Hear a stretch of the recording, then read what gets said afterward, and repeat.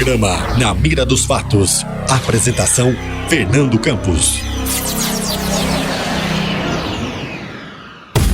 Muito bem, amigos, amigas, tudo bem com vocês? Mais um programa Na Mira dos Fatos. Hoje, o programa Na Mira dos Fatos tem a honra e tem o prazer de trazer uma das pessoas que realmente fazem parte aqui da nossa cidade, da nossa região, uma pessoa que já fez parte da política também da nossa cidade. Tenho a honra e o prazer de estar e está aqui ao meu lado. A gente vai ter um grande papo gostoso com o diretor da POSP, professor Orivaldo Felício. Muito obrigado, professor. Fernando, Demetrio, muito obrigado pelo convite e por esse canal e a satisfação de revê-los.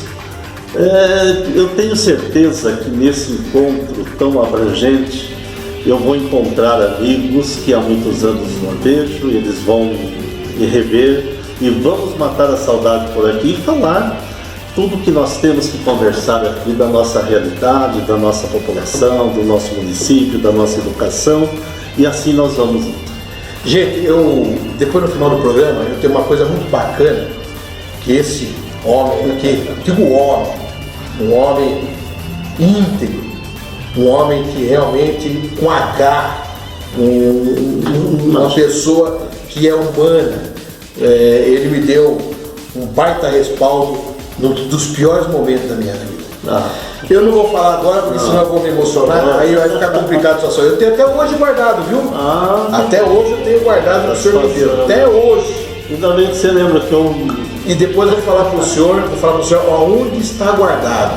Fernando. Onde está guardado, porque foi um carinho recíproco. Um negócio maravilhoso dos professores Orivaldo, que tem o maior respeito por esse cidadão, por essa pessoa, por esse ser humano que inegavelmente, quando eu conversei com ele, foi assim: está aberto para a hora que o senhor quiser falar no nosso programa. E está aqui, com certeza, e eu faço as honrarias para o professor Orivaldo. Gratidão, Fernando.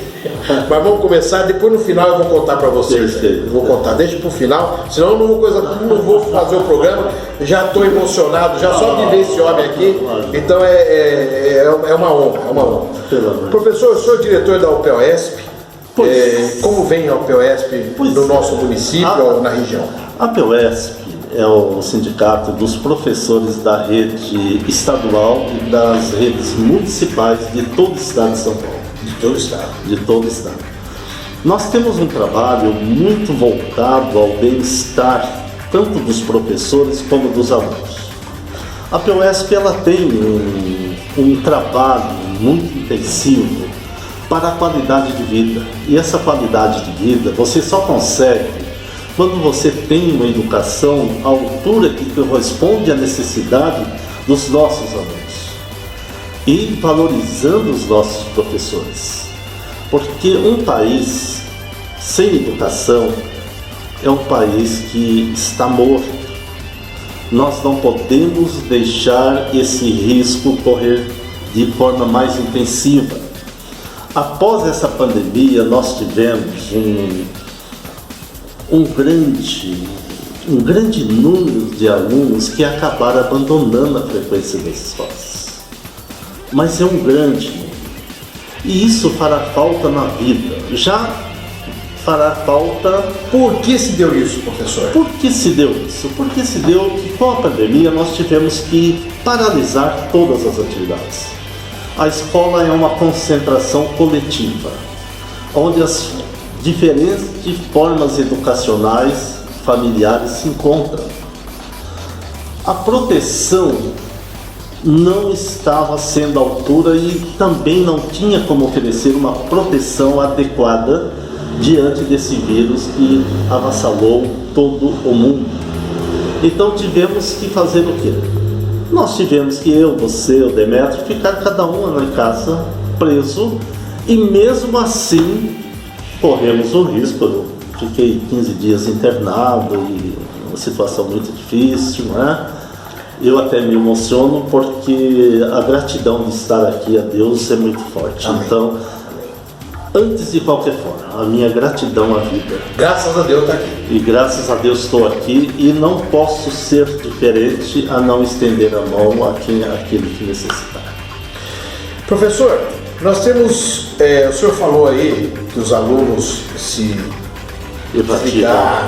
Teve uma evasão. Nós temos, aliás, a gente estava conversando aqui agora há pouco da situação educacional do aluno, da pessoa, do ser humano que vem hoje num trajeto, né, para com a educação.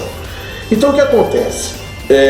Nós temos uma parte, temos que falar que é a educação um pouco mais antiga. Sim. E a educação atual.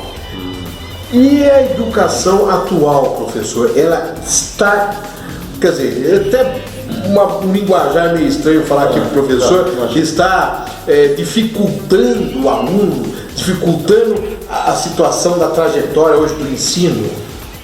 Olha, Fernando, eu quero dizer para você que a educação, neste momento, infelizmente, não está acompanhando o desenvolvimento tecnológico.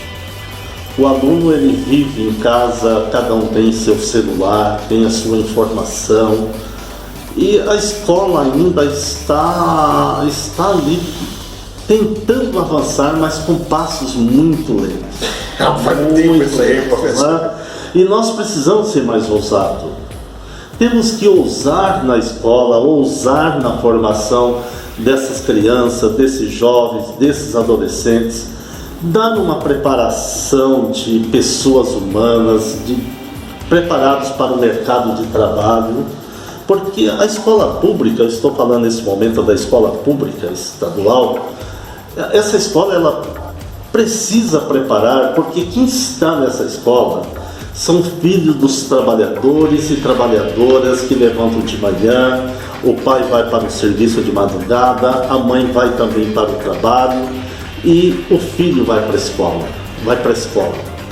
E lá na escola, ele precisava ser mais ocupado, ele estar mais bem preparado, que quando ele terminasse o ensino médio, que hoje nós temos a escola de período integral totalmente despreparada, sem um preparo tecnológico, profissional, para nós colocarmos os jovens dentro do mercado de trabalho. Esse período integral da escola é de que horas a que horas?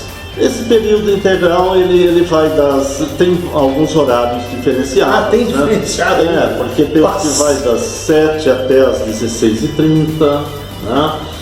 Outros começam na parte da tarde e avançam o período vespertino, à noite. Nossa. Mas é uma média de 8 horas. Eu pensava que era um único horário para todas as nós estaduais, por nós exemplo. temos a API do ensino médio, a API do fundamental, enfim, né? Então nós temos aí uma diferença de horários. Porque tem muitas escolas que têm o período integral que dá para poder também colocar um ensino noturno, que é uma defesa que eu faço em prol dos alunos que precisam ganhar o seu pão de cada dia. Sim, aqui a gente estava conversando. Pode ser que o período noturno não ofereça aquela cultura avassaladora de conhecimentos, mas dá a mínima necessidade para que ele se tenha um emprego e defender o pão de cada dia na mesa da sua família. Que é aquela história, a pessoa trabalha na parte de manhã e trabalha meio período. Perfeito. Ou trabalha o período integral e vai à noite para a escola. O ensino noturno é uma necessidade, não é uma questão de querer e dizer que esse ensino ele não consegue atingir as metas de formação de conhecimento. É uma necessidade. O aluno ele trabalha das 8 às 18, ou enfim, mas à noite ele precisa estudar, porque quando ele vai competir no mercado de trabalho, o mercado de trabalho pede no mínimo o ensino médio. E agora nós temos aí uma área muito abrangente da questão do ensino tecnológico. É uma mão de obra que está faltando e não temos. Eu ia perguntar agora. Agora o senhor já emenda aí. O senhor, como professor, o senhor acha que o corte de algumas matérias, porque houve corte de algumas matérias. No teu período, no meu período, no período dele, no período de outras pessoas, nós tivemos matérias mais abrangentes. Hoje está tudo meio que, né, minimizado, digamos assim. O senhor acha que implica também? Olha, nós tínhamos as disciplinas bastante compartilhadas, vamos dizer assim, né? Eu fui professor de USPB, eu fui professor... Que matéria maravilhosa! Então, fui professor de geografia, de história, né? E o Demétrio, eu não sei nem qual escola que nós passamos. Foi aluno? Você foi aluno do professor Ivaldo? Olha que beleza! Olha, você que está aí do outro lado, o aluno gravando o professor aqui, quer dizer, filmando, entrevistando, e você vê como que é o negócio?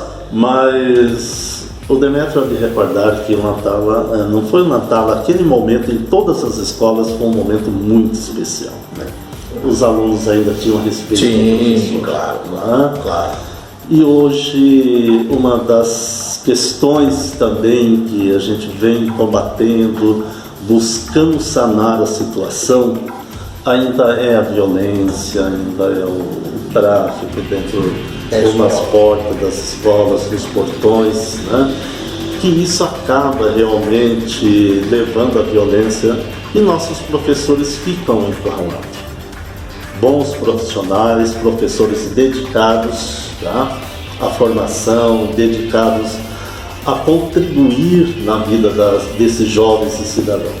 Mas eles ficam bastante limitados muitas vezes porque o Estado, ele tira o corpo de lado e deixa o professor na fogueira. Eu queria perguntar para o senhor, qual pesquisa, qual técnica, qual tipo de conhecimento chega-se a educação, o ensino educacional, para chegar nesse tipo de cortar a matéria, colocar esse período integral, fazer isso, parece que minimiza, corta tudo, parece que dificulta o ensino para com o ser humano. A POSP não concorda com essa metodologia. Já vamos deixar aqui bem certo, né? bem coerente e claro que a POSP não concorda com essa situação, porque quando você corta e você se junta, você desemprega os professores, tá? Exatamente. E eu quero entrar num assunto bastante polêmico, é a questão da formação dos professores, que atualmente a educação no estado de São Paulo é o único segmento que agrega professores profissionais de outros segmentos. O professor não pode ser um advogado, o professor não pode ser um médico, o professor não pode ser um jornalista, o professor não pode ser isso, ser aquilo. Mas todas as profissões adversas podem ser professores. E eles ensinam. Pois é. E eles ensinam a ser. Pois é. Então nós questionamos muito isso. Me permita entrar na nossa presidenta afastada da POSP, Maria Isabel de Noronha, a Bebel, popularmente chamada, né? Conhecida por todos nós carinhosamente. A Bebel, ela é a nossa presidenta afastada da POSP de todo o estado de São Paulo, né? E é a deputada estadual no momento, uma defensora ferrenha da educação pública de qualidade, uma educação voltada aos filhos e filhas dos trabalhadores, né? É uma deputada que se empenhou com mais de 30 audiências públicas. Ela já é deputada, viu, gente? Já é deputada. Ela está na reeleição, pré-candidata à reeleição. Muitas audiências combatendo o racismo, a violência contra a mulher, o desrespeito, a violência nas escolas, buscando fazer com que o professor tivesse o mesmo nível de salário de todo profissional que tem formação universitária. O senhor, a POSP, vou colocar o senhor na POSP, porque o senhor também traz todo o conceito da POSP. Pergunto, houve um tempo aí em que iriam colocar uma cartilha da adversidade nas escolas. Como é que o senhor vê e a UPOESP vê essa cartilha de hoje da adversidade para não acontecer, logicamente, que é a homofobia e aí vai... Eu vou falar para vocês. Se você, Fernando, se você, Demetrio, abrir essa revista, você vai ver que a APOESP trabalha e defende todo esse segmento, porque nós estamos vivendo uma realidade real. Não podemos realmente colocar debaixo do tapete e dizer que... E ser hipócrita que não existe. Ser hipócrita e não defendê-los. Sim. Né? Porque todos eles são seres humanos, trabalham, ganham seu pão, defendem. É um segmento que mais gastam na sociedade, em tudo, para se manter. Então a professora Bebel participou sim do desfile no Orgulho Gay. No Orgulho Gay, em cima do caminhão, a GLSBTTQIA+.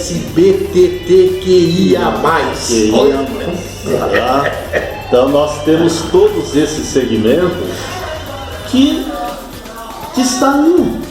Quer dizer, olha, hoje eu tenho 3 filhos, mais 4 de criação, uma netinha.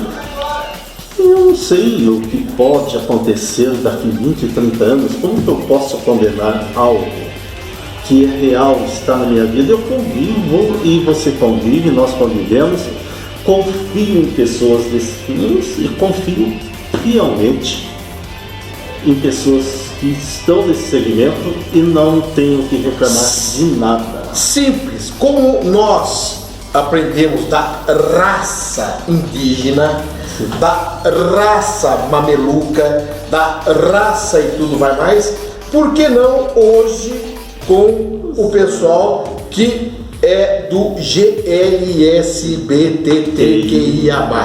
Concorda, professor? Concordo. Não tem. É gente como a gente, igual eles só têm a diversidade. As questões pessoais, elas são opcionais e nós devemos respeitá-las, né? Seja lá qual seja. É como... Vamos colocar aqui a diversidade política que nós vivemos no momento e que cada um de nós temos o nosso entender sobre a política. O que eu penso não é o que você pensa, o que Demetrio pensa, mas temos que respeitar. A diferença que está colocando aí, que surge uma boa ideia, porque na democracia, a democracia é feita para discordar, porque se for para concordar não precisa se fazer reuniões. Sim. Então é através da discordância que nós buscamos um conceito comum. Aí, então veja bem, tudo na questão do ensino é uma questão que que nem nós colocamos, o professor colocou aqui, de período, nós temos que respeitar. Agora, salvo, na minha opinião, do professor e também da produção aqui, que é o Demetrio Campos, veja bem, de realmente minimizar certos ensinamentos que não condiz, né, professor? Temos que avançar. Temos que avançar. Temos que ser ousados. Eu já iniciei falando, a nossa conversa, o nosso bate-papo, que nós temos que ser ousados no investimento que não tem, servir para a educação pública, porque a massa trabalhadora estão dentro das escolas públicas. Aonde eu encontro meus alunos e ex-alunos, aqui o Demetrio, eu vou a um posto de gasolina, eu vou a um supermercado, eu vou a uma farmácia, lá está o farmacêutico. É um prazer enorme. É essa população que precisa dessa formação. É ele que precisa. Ele não é empresário. Papai não vai buscar na escola, não vai levá-lo, não tem outras opções a não ser essa, escola pública. Então, se temos uma única opção, ela tem que ser boa, ela tem que ser de qualidade. Por isso que eu falo para vocês, quando você for para a escola e estiver indo à escola, seja aí pública, particular, dê vazão ao seu professor. Dê vazão ao seu professor. Converse com o seu professor, principalmente nas matérias que você se interessa. Eu glorifico toda a minha vida pelos professores. Tudo que eu sei hoje, tudo que eu tenho de ensinamento foi através de professores, e foram 3. E 4 agora, que esse homem aqui me deu uma moral muito grande. Com certeza. Sempre conversei com professores. E por falar nisso, professor, vamos lá, meu querido. O senhor acha digno de um professor ter e estar vivenciando o salário que tem hoje? Não teria que pelo menos ter o valor de um deputado? Não. Sim. Porque ele coloca o advogado, ele coloca todo mundo. Ele ensina a ser. Eu quero saber a opinião do senhor. O professor, ele é a nascente de uma sociedade, né? Isso é verdade. Ele está ali para receber os alunos educados. A família tem a obrigação de educar seus filhos. O pai e a mãe têm a obrigação de educar seus filhos. E outra coisa. A escola está ali, por isso que o Estado tem que cumprir melhor com o seu dever para preparar esses alunos. Não a escola ter que estar educando sua procedência e corrigindo para depois ensinar, para depois prepará-los. Não. A família tem a obrigação de educar os seus filhos e a escola de prepará-los para o futuro. E o professor? E o professor. O salário, ó. E o professor. Que nem o Raimundão fala. E o salário, ó. Pois é. E o salário. Professor, ele tem. Olha, é uma necessidade urgente a valorização do professor. Mas há muito tempo. Não é de tempo. Agora, professor. Isso é de muito tempo. Nós tivemos, infelizmente, hoje nós temos as nossas escolas federais sucateadas. E vou dizer para vocês, as estaduais também nós temos muitas escolas sucateadas, porque não se tem investimento. Tem que ter um investimento, porque quando você chega num ambiente sujo, por que eu vou jogar no lixo se eu estou pisando na sujeira? Sim. Mas quando você entra e você tem um ambiente limpo, você se sente constrangido de sujá-los. Então a gente precisa realmente dessa valorização, desse profissional, porque ele move realmente a esperança dessa nação, desses jovens, desses adolescentes. Desculpa falar, mas hoje um professor que está começando a sua pedagogia, hoje ele recebe quanto pelo piso salarial? Hoje. O piso nacional eu preciso... Não, mais ou menos assim? Quanto que está, mas o estado de São Paulo até pouco tempo eu não sei se está pagando o piso. O estado que mais fatura no Brasil, uma federação riquíssima, não chegava a pagar o piso salarial. Hoje nós estamos vivendo um momento da nova implantação da carreira, que a nossa deputada Bebel arregaçou as mangas, mostrou, informou que isso ia ter problemas. Está tendo. Como sempre teve. Está tendo. Hoje nós vamos ter um professor aí de 20 anos de carreira que vai receber aí seus 3.800. 20 anos de carreira, 3.000? E agora nós, não desmerecendo, não desmerecendo, porque hoje nós temos um iniciante que vai chegar, acho que a uns R$5.000, o iniciante, houve essa inversão, mas o que esse iniciante recebe não é a hora aula, ele recebe benefícios que na aposentadoria vão ser retirados. Principalmente? Aí ele vai perder na hora que ele mais precisa, é isso que a gente discute, né? Precisamos ter uma carreira relevante, subindo cada vez mais, né, a sua valorização, o seu trabalho, porque na aposentadoria você tem uma aposentadoria adequada, onde o professor pode realmente curtir a sua aposentadoria. E hoje nós não temos, o professor não tem essa vaidade, não tem esse privilégio de fazer isso, porque o seu salário, e ainda digo para você, um projeto de lei que o ex-governador, também seguido pelo atual governador, mandou para a Assembleia Legislativa a questão previdenciária, que estava sendo falida, que estava realmente endividada, e resolveu tirar do salário dos aposentados, novamente voltar a contribuir para a Previdência no Estado de São Paulo. Aposentados da educação. Os aposentados de todo funcionário público. Todo funcionarismo público em geral. Então está arrecadando uma fortuna, novamente, às custas daquele que passa necessidade. Quer dizer, o que eu ia falar agora, hoje o professor, ele tem que ter o quê? 25 anos mais ou menos de carteira, de olerite, para se aposentar no valor aproximadamente do salário hoje. Aí vai juntar a idade, o tempo de trabalho, mudou toda, a lei trabalhista, Então... A verdade é o seguinte, com 15 anos, que é o mínimo, olha só, com 15 anos que é o mínimo, você se aposenta com um salário mínimo, seja ele funcionário público, funcionário de qualquer jeito. Contribuindo com o INSS, 15 anos. 15 anos. Mas você viver com R$1.212 hoje, professor? É uma vergonha, e nós estamos vivendo um momento em que 33 milhões de brasileiros vivem abaixo da linha da pobreza. Exatamente. É vergonhoso. Num país que tem quase 9 milhões de quilômetros quadrados. 9.582.811. Aprendeu bem a geografia. Não foi seu professor.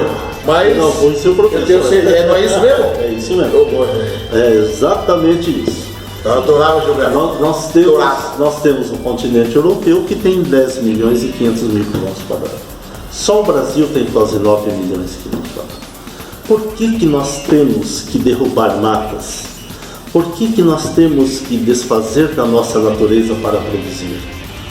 Aonde está? Por que vivemos a fome? A grande e velha discussão que é a nossa desigualdade social. É muito complicado, gente. Então, quer dizer, você vê aqui o professor Ivaldo, diretor da POESP, que hoje é um homem que vem aí na sua estrada, que tem uma experiência larguíssima, um homem que tem uma inteligência, professor, e nós chegamos hoje atualmente ainda nessas condições de um professor mal pago, do ensino totalmente analfabeto, de uma situação totalmente desgastada, e como ele falou, OSPB, Educação Artística, e algumas francês até tinha também na época, e algumas outras foram desligados aí, banidas do currículo. Até entendo que tanto o SPD, Educação Moral e Cívica, estaria muito ligado à história, muito ligado até a parte de geografia, como foi feito. Até aí você tem uma convergência, Mas aí, isso daí foi se juntando tanto que passou a ter a área de exatas e a área de humanas. Mas justamente eu ia falar. Então nós temos hoje, no momento em que nós vivemos essa diferença, em que as disciplinas são agregadas, mas ainda hoje, por falta realmente de outros profissionais ocupar o campo de trabalho na área da educação, é porque o salário do professor não é nem um pouquinho atrativo. Nós temos hoje falta de professores. Nós temos falta de professores em toda a nossa região, em todo o estado de São Paulo. Falta de profissionais. Porque não é uma coisa que anseia, pedagogia hoje, não atrasa. Vou fazer pedagogia para ganhar. Você encontra problemas, Você vai. Porque para lidar hoje com o ser humano, lidar com os nossos alunos, tem toda aquela preparação. Então a gente tem que estar preparado para tê-los junto conosco. Do lado do bem, da formação, da família, do cidadão. Então nós temos toda essa preparação e um sacrifício que nossos professores enfrentam no seu dia a dia. Agora, para que tudo isso tenha uma engrenagem, um mecanismo, para que isso funcione, precisa de vontade política. Precisa de vontade política. E a nossa querida, que é conhecida do senhor, a deputada Bebel, hoje ela é deputada, afastada da POSP, e ela é candidata à reeleição.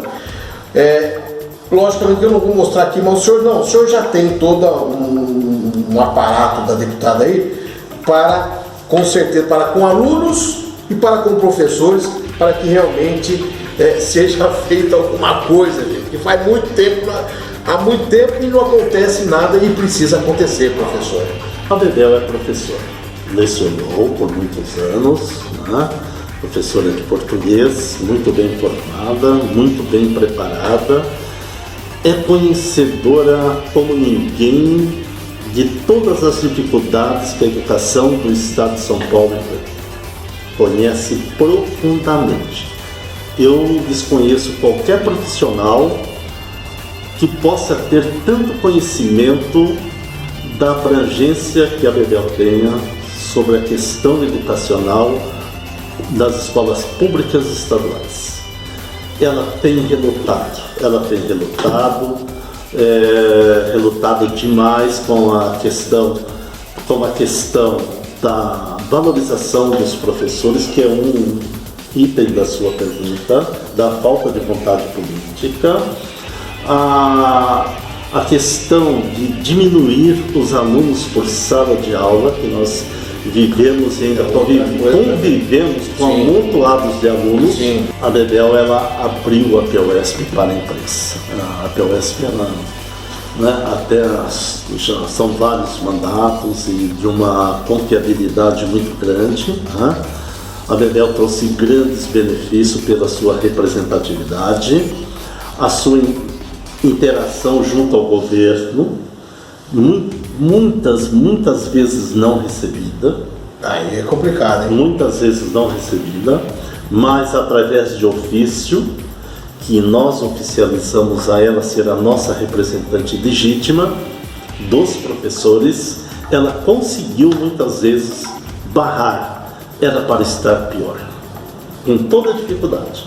Mas lá está essa deputada, com vários outros deputados que barraram muitas situações que poderiam ter hoje umas situações muito pior do que nós estamos vivendo.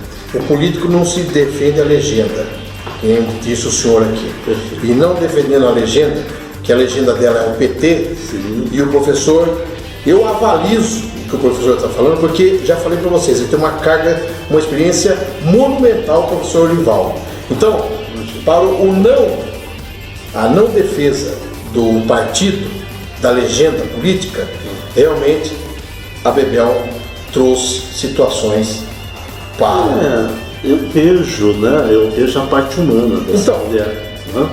Durante a pandemia, ela ficou levando cestas básicas para a favela, não por questão política, enquanto presidenta da POSP, e fazendo campanhas nas subsedes para combater a fome das pessoas. Então, se vestiu-se realmente da realidade do povo brasileiro, do povo do Estado de São Paulo, que no momento vivia nas favelas, que buscavam seus amigos, sócios, integrantes da POSP. Vamos, gente, precisamos repartir o pouco que temos. E essa foi a professora Bebel. Tá aí para vocês então, a professora Bebel, deputada estadual pelo PT, hoje pré-candidata à reeleição. Pré-candidata à reeleição. E por falar em reeleição, em pré-candidata, em política, o senhor que teve a experiência política, para a gente finalizar esse bate-papo aqui, como é que o senhor viu toda a política? O senhor teve um mandato? Eu tive um mandato. Um mandato. E como o senhor viu aí, o professor? Eu tive um mandato e foi um mandato assim, muito forte, né? Mas eu mantive o meu posicionamento, né? Eu quero lembrar uma pessoa muito querida, não sei se vocês conheceram, que foi o Paulo Miguel. O Zenorini? O Zenorini, que realmente... Maravilhoso. Sentei na cadeira do Paulo e disse que ali nós continuaríamos toda a intensidade do trabalho que ele veio construindo até aquele momento. O trabalho da transparência. Naquele momento, eu, Paulo, estava no PPS, o antigo PPS, exatamente. E foi um mandato de muito aprendizado, com discordância com o nosso ex-falecido e também respeitado prefeito Jesus, muito respeitosamente, mas nós conseguimos ainda ouvir do prefeito Jesus. Quando se tem uma oposição boa, o prefeito erra menos. Então, eu me sinto orgulhoso de ouvir esse dia um homem que é o professor da ciência política aqui da região. Diz Paulo. Jesus. Não, Jesus. O Paulo também conhecia muito também. Mas o Paulo conhecia muito de política. O Paulo Miguel. Muitos cafés tive com esse homem.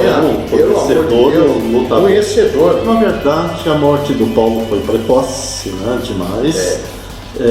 No momento estava preparando a dupla Paulo e Jango, com o falecimento dele ficou o Jango.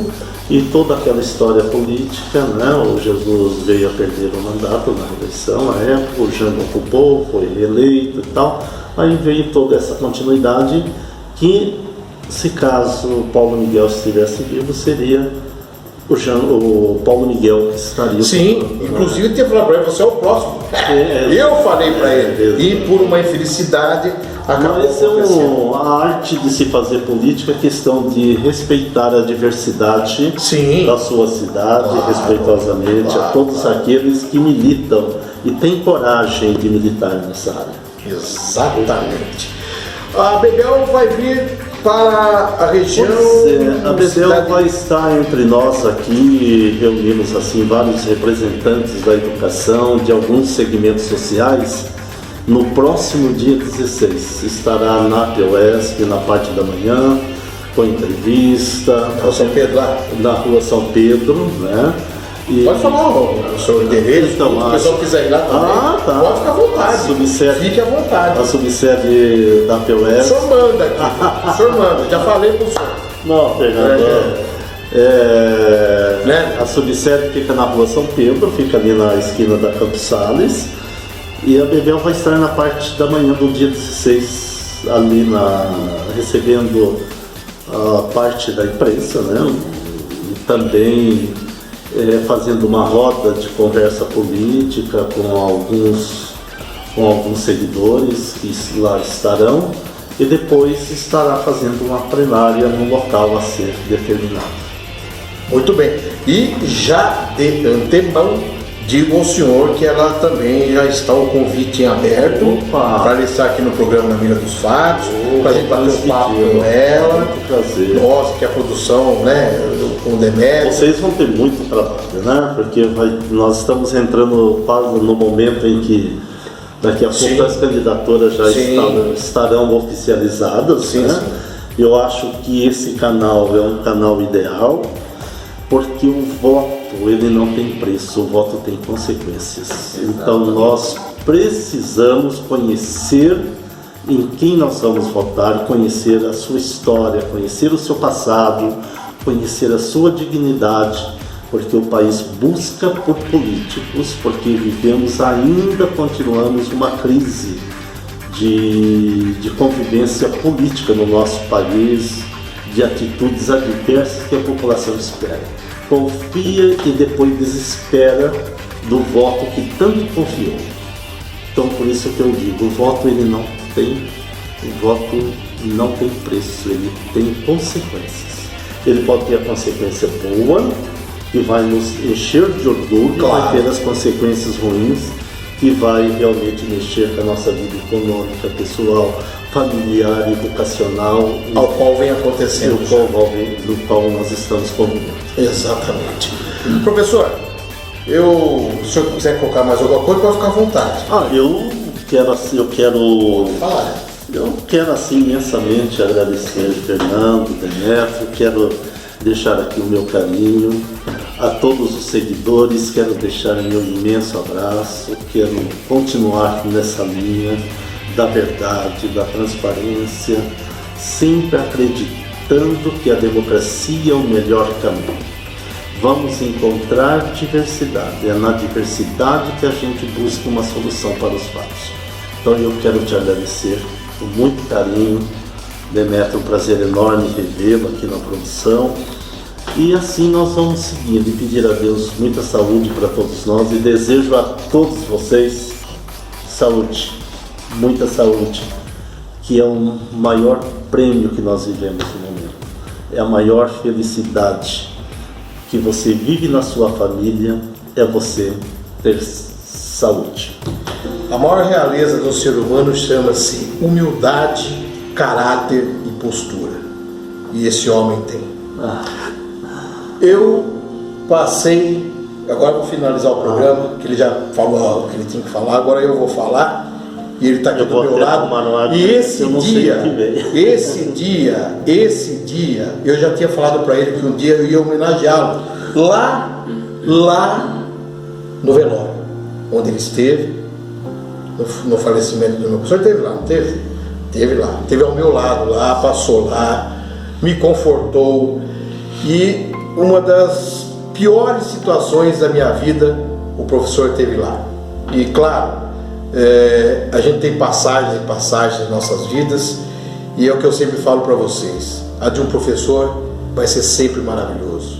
Tudo que o professor falar para você, tudo que ele designar na sua vida, pode acolher. E principalmente um homem que nem esse aqui. Ele me deu um conforto tão grande no velório do meu pai, e depois me deu um verso. E esse verso que ele me deu, meu pai, no falecimento dele, ele estava fazendo hemodiálise. E ficou uma luvinha do meu pai. Uma das últimas vezes que eu fui buscar na hemodiálise, desculpa, não, mas a emoção é gratuita. O verso que esse homem me deu está dentro da luva do meu pai. Dentro da luva do meu pai. Porque não só pelo professor que é, pelo homem que é, pela clareza, pela postura, pela atitude, por um homem ser humano que esse homem é, então você pode ter certeza absoluta que é um grande professor, um grande ser humano, uma grande pessoa. Toda vez que você vir falar Orivaldo Felício, e se ele falar alguma coisa para você, cidadão, aluno que passou com ele, que já sabe como que é o negócio, ou qualquer pessoa que conversar com esse homem, você pode ter certeza absoluta: acate. E eu, honrosamente, muito obrigado por estar nesse programa. Eu agradeço imensamente e vou guardar esse programa pelo resto da minha vida, o senhor pode ter certeza. Terão outros, mas quiser. Esse é aquele que eu falei para o senhor que um dia eu ia homenagear o senhor, e esse dia chegou. Esse dia chegou. Obrigado. Gente, muito obrigado. Um homem maravilhoso. O programa Na Mira dos Fatos volta no outro programa. Valeu, gente. Beijão para vocês. Orivaldo, Forte abraço a todos. Valeu. Tchau, gente. Obrigado.